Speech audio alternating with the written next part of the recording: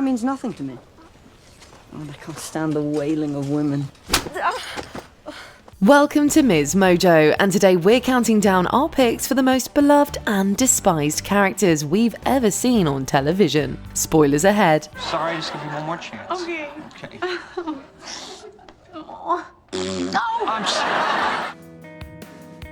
Number 5. Most lovable, Eric Effiong. Sex education. It's about 50 minutes to take a left at the primary school.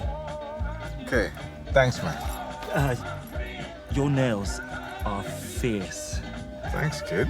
While Otis's storylines, romantic entanglements, and family dynamics take center stage in this show, it would be nothing without his best friend, Eric. He's a deep, complex character who both fully embraces who he is despite having to deal with things like mistreatment and homophobia. I'm in a position where I have to either choose to hide my truth and live in pain, or be honest and lose my community. Even amidst his difficulties, his warm and uplifting personality shines through, as does his unforgettable wardrobe, loyalty to his friends, and perseverance. He is the best friend we all would love to have, and embodies both strength and fun for this generation of TV viewers. Pasta Effiong.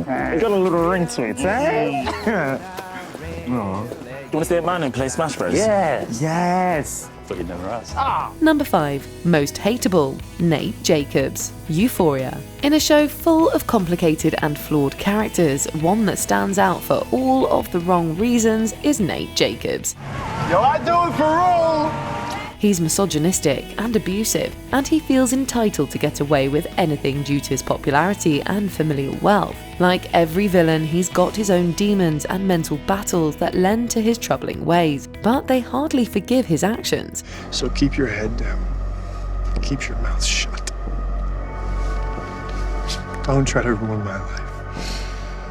And I won't have to ruin yours. It's hard to find redeeming qualities in Nate, especially considering how horribly he treats Maddie and Cassie, his blackmailing of Jules, and his overall anger and disdain towards those around him.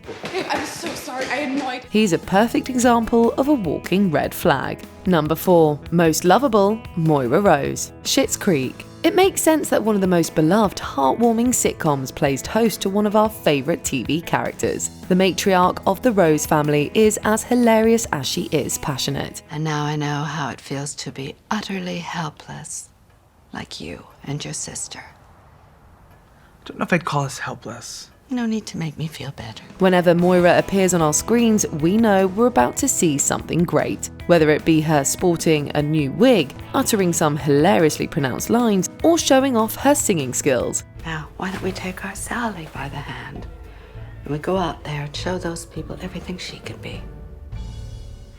If she were only more like you. But the best Moira moments are the heartfelt ones, like when she casts Stevie in Cabaret or performs at Alexis's graduation. She grows from a stuck-up actress to a woman who cares about others, sticks to her values, and never apologizes for being herself. We love that journey for her. Baby, I'm yours. Baby, I'm yours. And I'll be yours until the stars fall from the sky. Number 4. Most hateable, Piper Chapman. Orange is the New Black. Piper Chapman is a seemingly normal woman who goes to prison after transporting drug money for a then-girlfriend years prior. That's what they charged me with. I carried a suitcase of money, drug money, once. 10 years ago. Sounds like a good premise, right? The events that ensue make for a terrific series, but not because of her. Not only are the other inmates more interesting, appealing, and engaging than Piper is, but she becomes increasingly unpleasant as the story progresses. In virtue, one gains knowledge. That's the Smith motto. I think that's maybe why I feel like I don't know anything, because I haven't been very virtuous. Let's not forget she starts up a prison panty business and partakes in destructive romantic relationships, especially with Alex. Overall, Piper's treatment of others doesn't leave a lot of room for viewers to connect with her, and frankly, there just isn't much to like about her. I am heartbroken. And I do not know what to do. Number 3. Most lovable, Leslienope. Parks and Recreation. Usually when we think of people who work in local government, we don't exactly paint the liveliest picture. That's why Leslienope is so refreshing and endearing. I would not be where I am if it wasn't for you. You hired me, you've always supported me. How can I ever repay you? Get me a refill. She takes on many roles throughout her journey, never losing her passion for making her town, state, and eventually country a better place. Her cheery, optimistic nature is contagious, while her friendship with Anne and relationship with Ben prove that surrounding yourself with good people is as important as being good. So I trust you and make it work. No time to do the Tim Gunn voice. Wait, what am I talking about? There's always time. Designers, make it work, and you have less than an hour. She's an inspiration to viewers, showing us how to overcome obstacles and reach goals through kindness and hard work, all while keeping us laughing. Above and beyond what any person deserves. You're all I need. I love you and I like you. Number 3, most hateable, Skyler White, Breaking Bad. No, there's nothing to talk about. I am not coming in there until you get out. Yourself.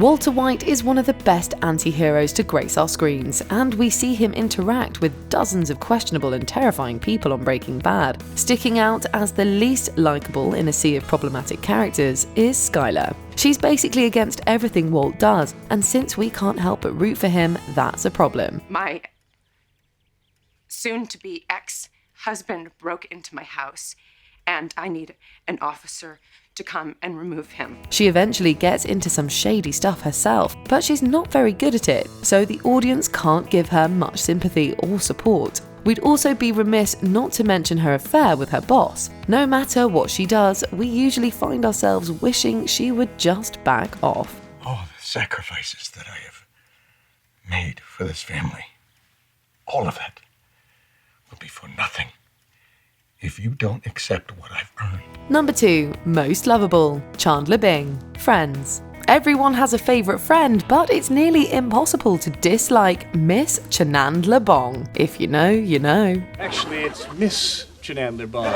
His characteristics embody everything we love about people in general. His honesty, his ability to lighten the mood through humour, and his growth are just some of the things we admire. We also see Chandler bond with every friend in a special way, whether it be his adorable bromance with Joey, his romance with Monica, or his underrated but endearing friendship with Rachel. Let's not say anything else. I love you. Not so tight. Oh! Indeed, he's got a lot more depth than it seems, yet can also provide comic relief when it's needed. We're so lucky we got 10 seasons of his light. I haven't cried like that in years. You cried yesterday at the 6 o'clock news. That old woman was being scammed by her mechanic. Number 2, most hateable, Rachel Berry, Glee. It's called Glee, so it's ironic that the protagonist personifies the opposite of that emotion. Rachel Berry is a self-proclaimed star, and she makes sure others in the Glee club know it. Actually, she makes sure everyone knows it, even after she graduates and goes to New York later on. To all of the boys and girls out there, I just want to say quickly before I walk off the stage that dreams really do come true, so thank you. Her arc is filled with ups and downs, but there's one constant. She never stops being overly ambitious in a way that's extremely selfish at best, and manipulatively toxic at worst. I just don't get it. You're better than this. No, she's an ambitious little freak who'll do anything to hold on to her power. I love you guys so much. She really only cares about advancing her career, getting solos, and climbing the entertainment ladder. She forgets her friends, dooms most of her romantic relationships, loses herself and her values time and again. Eventually, we just can't root for her anymore. Rachel, you suck.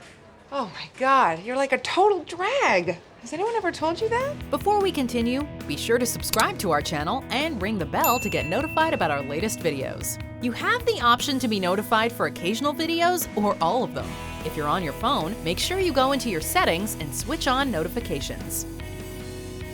Number 1, most lovable, Ted Lasso. This show is an instant mood booster, and that's due in great part to its titular character. All we need to win are the fellas in this room right now.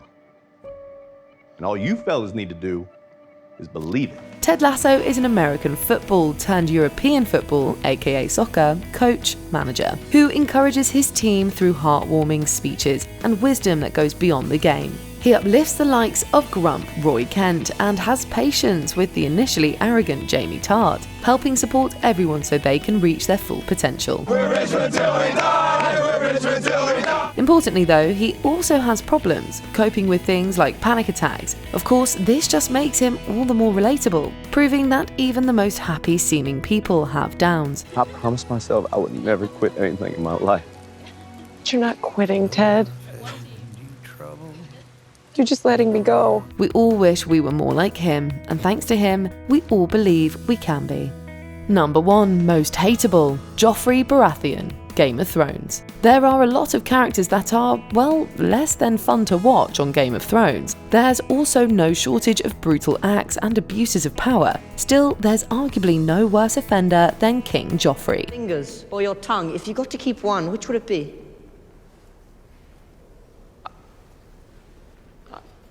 I could just cut your throat.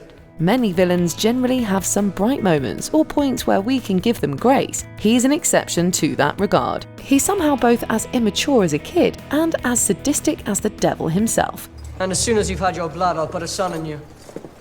Mother says that shouldn't be long. Indeed, he possesses psychopathic tendencies, harming people for his own amusement and overexerting his power, while also throwing tantrums when he doesn't get his way. You can't insult me. We've had vicious kings and we've had idiot kings, but I don't know if we've ever been cursed with a vicious idiot. You can't. I can, I am. They attacked me. His death during the Purple Wedding couldn't come soon enough. Did your favourite or least favourite TV character make the list? Let us know in the comments. I'm telling Mother. Go. Tell her. Do you agree with our picks? Check out this other recent clip from MsMojo. And be sure to subscribe and ring the bell to be notified about our latest videos.